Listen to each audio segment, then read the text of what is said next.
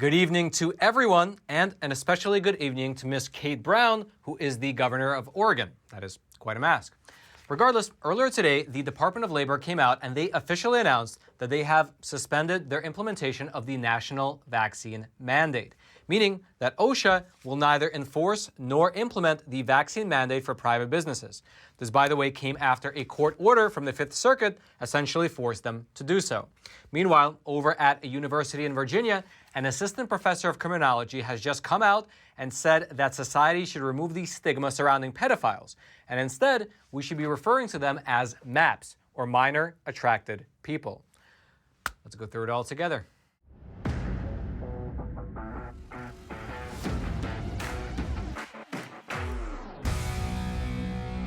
This is your daily Facts Matter update, and I'm your host, Roman, from the Epoch Times. And now let's begin today's discussion by talking about the vaccine mandate, or more specifically, about how OSHA has just suspended their enforcement of the vaccine mandate for private businesses. Now, to give you a bit of background on this particular case, exactly 2 weeks ago, at the behest of Joe Biden, OSHA, which is the Occupational Safety and Health Administration, they officially announced a new sweeping vaccine mandate for private businesses. And according to the new rules that they released, any business here in America with over 100 employees, they would be forced to either mandate vaccinations among their employees or to require that their employees submit a weekly COVID test at their own expense. And any business that refused to comply with this mandate, they would be slapped with heavy fines going all the way up to $14,000 per violation. Now, as we already discussed in a previous episode, as a response to this new set of rules, lawsuits began to spring up across the entire nation, and it was one of these lawsuits, specifically one that came out of Texas, that had an appeals court, specifically the Fifth Circuit Court of Appeals, issue a temporary injunction against the enforcement of this mandate. To be more specific, about a week ago, a federal court of appeals, this specific court, they issued a temporary block of the mandate because according to the judges in that courtroom, there may in fact be constitutional issues with the Biden administration's vaccine requirement. Here's specifically what the judges said in that court order. Because the petitions give cause to believe there are grave statutory and constitutional issues with the mandate is hereby stayed pending further action by this court. Now again, that was about a week ago, and that particular restraining order was only temporary. However, the plaintiffs in the case, including the state of Texas, the state of Utah, as well as all the other litigants, they were requesting a permanent injunction. And so what the two judges in that case did was that they gave the Biden administration an opportunity to respond to the court, to respond to these plaintiffs, and to challenge the order. The Biden administration, they did just that. They submitted a challenge, but the court rejected it. In fact, the court issued this new 22-page, fairly blistering opinion where they called the vaccine mandate, as it was written, fatally flawed. Here's specifically what the court wrote in their opinion. Quote, rather than a delicately handled scalpel, the mandate is a one-size-fits-all sledgehammer that makes hardly any attempt to account for differences in workplaces and workers that have more than a little bearing on workers' varying degrees of susceptibility to the supposedly quote-unquote grave danger the mandate purports to address. Then, further down in this same opinion, the court ordered that the vaccine mandate cannot be enforced in any way. Here's what they wrote, quote, OSHA's mandate is staggeringly overboard and ordered it to take no steps to implement or enforce the mandate until further court order. And so this order from this court, it goes well beyond a temporary halt, and instead it is a permanent injunction. It says that OSHA cannot take any steps to either implement or enforce the vaccine mandate until the court says otherwise. And several days ago, the Labor Department, they came out and they announced that they will be complying with this decision. Here's specifically what the Labor Department said as a part of their statement. The court ordered that OSHA take no steps to implement or enforce the emergency temporary standard until further court order. While OSHA remains confident in its authority to protect workers in emergencies, OSHA has suspended activities related to the implementation and enforcement of the emergency temporary standard pending future developments in the litigation. Meaning, in non-legal language, that the vaccine mandate on private businesses is effectively suspended. Now, we here at the Epoch Times, we did reach out to the Biden administration for comment, but we have yet to hear back. Regardless, though, moving forward, this lawsuit is about to get very big, much bigger than it was previously. That's because besides this lawsuit from Texas, the one that issued this restraining order, there are actually in total at least 27 other states. There are private employers, religious organizations, as well as other groups throughout the entire country who have similarly filed lawsuits against the new vaccine mandate as well. And these lawsuits, they really are spread out across the entire country. They encompass 5 different courts of appeals, including the 8th Circuit, the 11th Circuit, the 6th Circuit, the 5th Circuit, and also the Republican National Committee. They challenged the vaccine mandate in the Court of Appeals for the District of Columbia.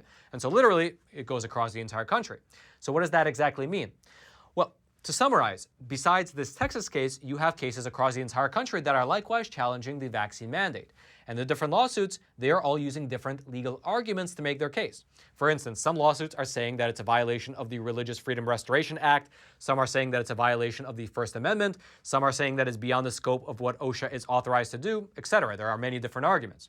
And so, with many different cases being brought forth, what will happen is a consolidation. That's because in our judicial system here in America, when you have multiple petitions that are filed in at least 2 different courts, the cases are consolidated into one of those courts through basically a lottery system. It's actually quite literally a ping pong ball lottery like the ones you see over on TV. And this lottery, it actually took place just yesterday. And in terms of the winner, well, can you please give me a drum roll? Well, the consolidated cases will be heard by the 6th Circuit Court of Appeals over in Ohio. And that particular court, it's considered by many of the plaintiffs in these cases to be a lucky draw, given the fact that it is conservative leaning. In fact, the 6th Circuit, it has twice as many judges that were appointed by Republican presidents than those that were appointed by Democrat presidents. In fact, here's how one legal commentator over on CNN, here's how he described the particular draw. The 6th Circuit is a favorable draw for mandate challengers, one of the best they could have hoped for. The court has many Trump-appointed judges skeptical of broad assertions of agency authority, and this is their chance to cement that reputation. However, it's not necessarily the case that the judges who will actually be assigned to this particular case will themselves be conservatives. That's because what still needs to happen is that a 3-judge panel must still be formed in order to hear the case. And who those 3 particular judges will be has not yet been determined. And so, even though the 6th Circuit overall leans conservative, it is still yet to be determined whether the 3 judges who will be assigned to this particular case will themselves be conservative. Because given the fact that these 3-judge panels are actually assigned at random, it could still be the case that just based on chance, the judges might actually lean liberal. Only time will tell. However, regardless of which judges will ultimately be assigned to this case, until the lawsuits are fully resolved, as we mentioned earlier, OSHA, under court order, will not enforce or implement the vaccine mandate.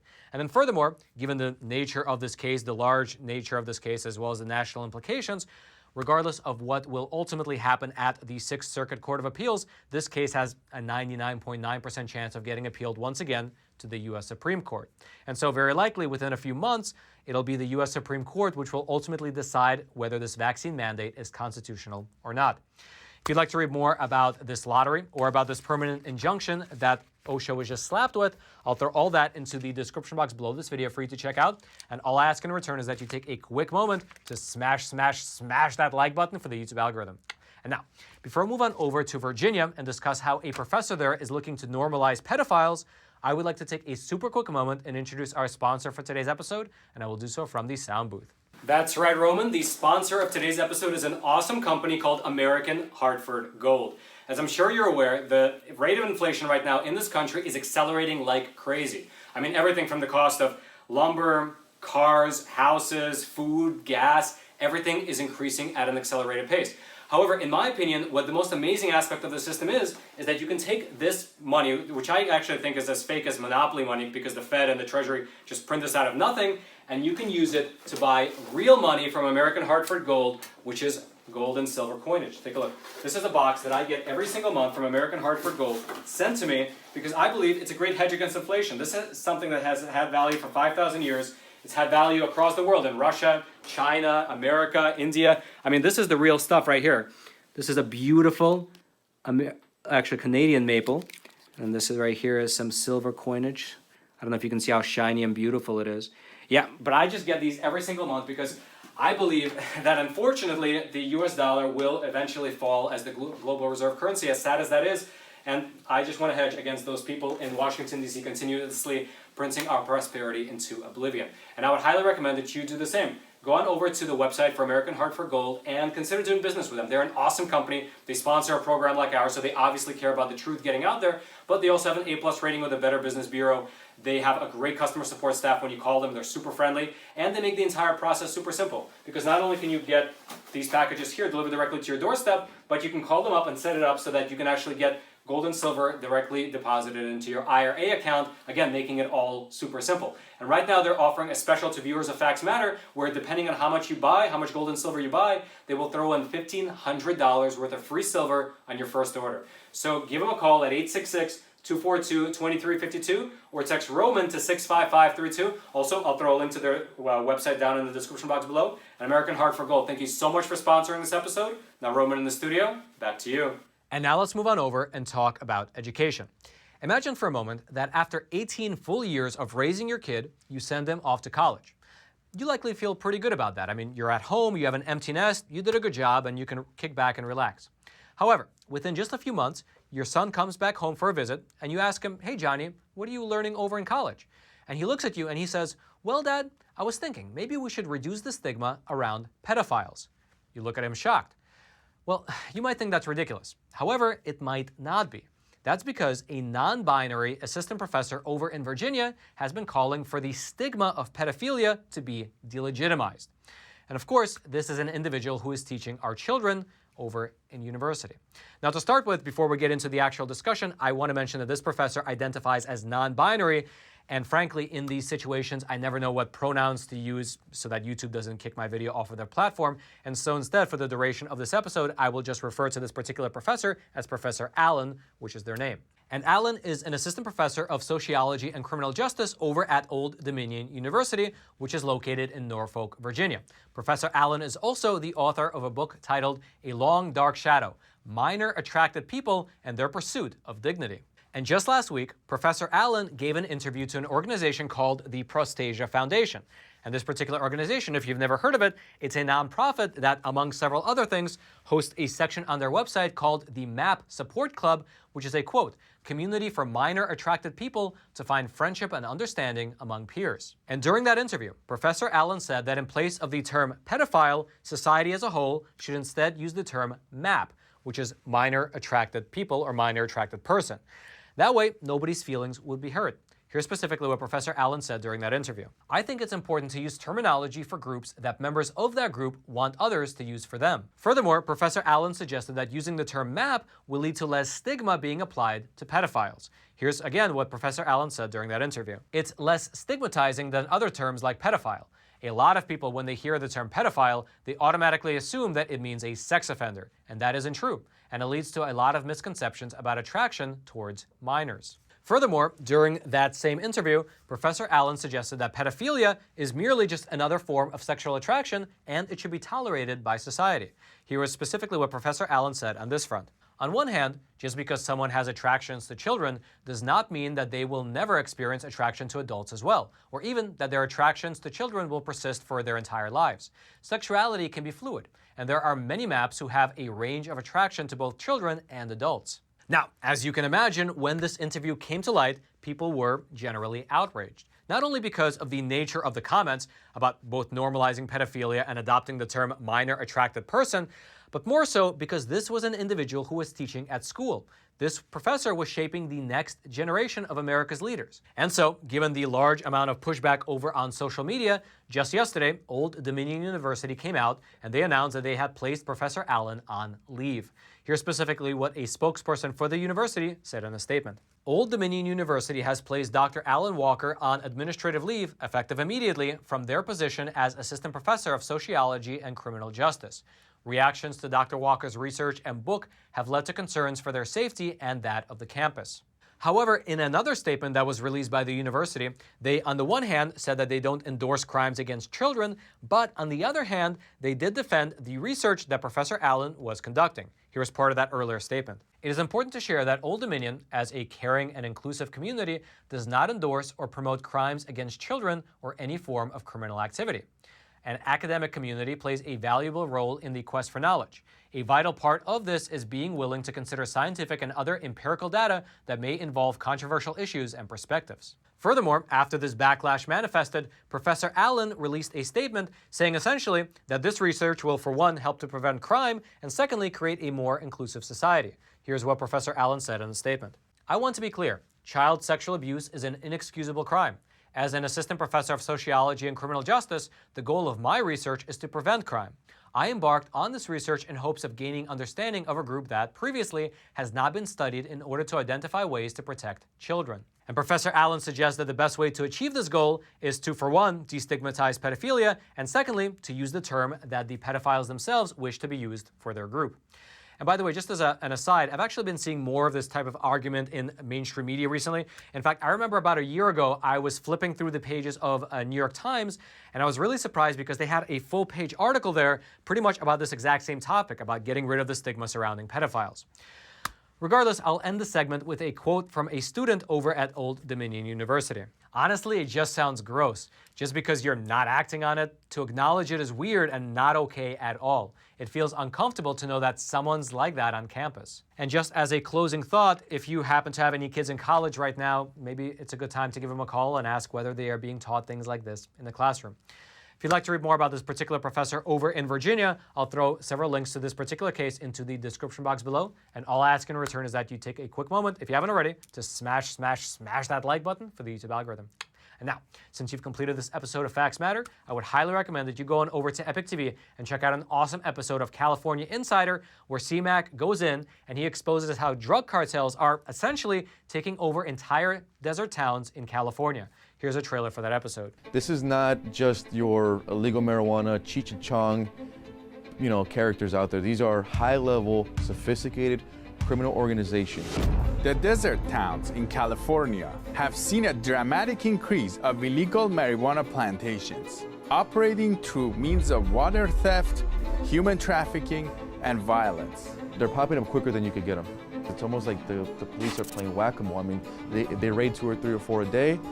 There'll be another 10 popping up that same day.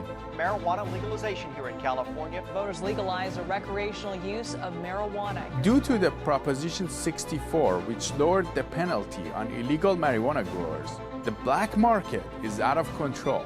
We're seeing the human trafficking, the human smuggling play out here in real time. It's on American soil. They shoot at the American citizens, they shoot at the police. So it's something that needs to be taken very seriously, and these cartels are just operating in the wide open. It's something that we've really never seen before. My guest today is Jorge Ventura, an investigative reporter who has dug deep into this and produced the documentary Cartelville, which shows the extent of these operations. Today, he will explain how the cartels are taking over the desert towns in Southern California and their impact on these communities. There's a huge criminal element, and if we don't put a stop to it, American citizens are suffering, migrants are suffering, and our community intact is suffering from this issue. Click the link in the description below and subscribe to the new California Insider channel. Starting from today, we'll post new episodes on this channel. We'll see you there. If you want to check out that great episode, as well as all the other phenomenal content over on Epoch TV, I'll throw a link to it. It'll be right there at the very top of the description box. I hope you click on it. I hope you check it out. I hope you subscribe. And I hope that you join us on this journey of exploring this beautiful, beautiful world through honest journalism that is based in truth and tradition. Now, lastly, if you haven't already, smash that like button for the YouTube algorithm. Subscribe to this YouTube channel if you haven't already, in order to get this type of honest news content delivered directly into your YouTube feed while YouTube still allows it. Also, consider hitting that notification bell so you can actually be notified of any new videos as we release them. And then lastly, if you have an Instagram account, consider following me at Epoch Times Roman. I publish behind-the-scenes research as well as spicy memes. And then, until next time, I'm your host, Roman from the Epoch Times. Stay informed and stay free.